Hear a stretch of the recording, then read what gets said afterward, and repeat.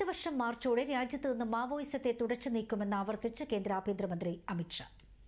ഛത്തീസ്ഗഡിലെ ബസ്തറിൽ ദസറ ആഘോഷത്തിൽ പങ്കെടുത്ത ശേഷം ജനങ്ങളോട് സംസാരിക്കവെയാണ് കേന്ദ്രമന്ത്രി ഇക്കാര്യം വ്യക്തമാക്കിയത്.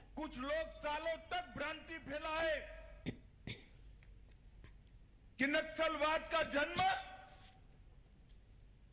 विकास की लड़ाई है, मगर मैं बताने आया हूं मेरे आदिवासी भाइयों बहनों, पूरा बस्तर विकास से महरूम रहा, विकास आप तक नहीं पहुंचा।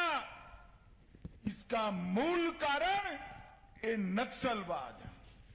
आज देश के हर गांव में बिजली, पीने का पानी, रोड, हर घर में शौचालय, 5 लाख तक का स्वास्थ्य का बीमा, 5 किलो मुफ्त चावल और आपके चावल को 3100 रुपये से खरीदने की व्यवस्था. മാവോയിസ്റ്റുകൾക്ക് കീഴടങ്ങാനുള്ള അവസരമുണ്ടെന്നും സമാധാനം തകർക്കാൻ ശ്രമിച്ചാൽ ശക്തമായി പ്രതികരിക്കുമെന്നും അമിത്ഷാ പറഞ്ഞു.